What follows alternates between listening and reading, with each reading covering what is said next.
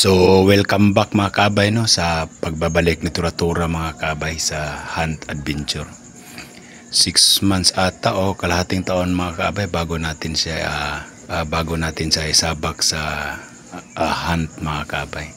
Kakaibang estilo yung ipinakita niya dito mga kabay. Halatang halata po na sabik siya mga kabay na makakita ng alpas. Ganda ng galawan niya dito mga kabay. So highlight lang muna tayo mga kabay kasi hindi ko pa natapos mag-edit mga kabay. So abang-abangan yung full video dito mga kabay. Maganda to mga kabay. Dalawang sunsun yung hunting namin ni Tura-Tura mga kabay. Bale 3 yung dala ko dito. Si Big Boss, si Tura-Tura at saka yung under training natin mga kabay. So may isa pang sunsun dito mga kabay na dinikita natin kay Tura-Tura. Ganda mga kabay, panoorin. So abang-abangan yung full video dito mga kabay. So matagal natin si Tura-Tura na sabak sa hunting mga kabay kasi nagkasakit ho siya. Dito na yung sunsun mga kabay. Yung kanina ay isang sunsun din mga kabay kaso maliit lang yung hunin niya. So panoorin natin tong highlights mga kabay.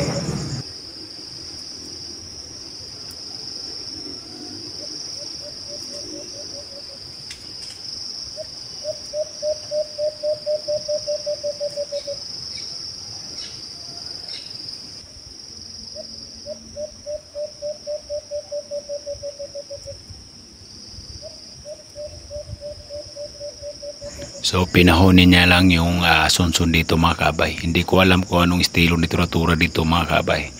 Bakit mapalapit niya yung sunsun mga kabay.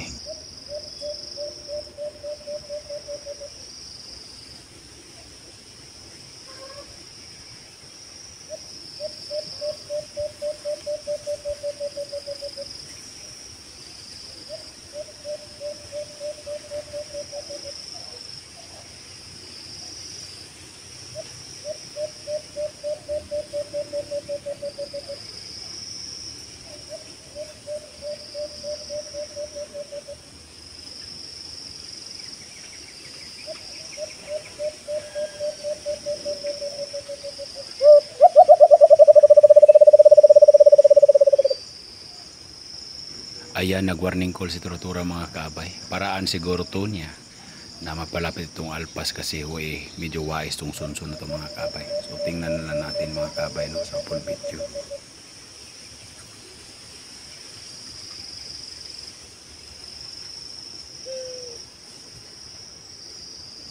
Bingo mga kabay. Nasa taas na. Nakalapit kay Tura-Tura mga kabay. Ganda ng diskarte ni Tura-Tura mga kabay. Kakaiba tong estilo niya. So abang-abang sa full video mga kabay. So paniguradong magandahan kayo dito mga kabay. So welcome back sa Hunt Tura-Tura. At magamit na natin siya mga kabay. So kondisyon na po siya at magaling na po siya mga kabay galing sa sakit niya mga kabay.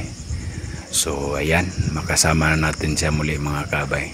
So congrats po sa Tura-Tura mga kabay kasi dalawang sunsun mga kabay yung nadalin niya sa kanyang pagbabalik mga kabay. Ayan, bingo mga kabay. So salamat sa panonood mga kabay.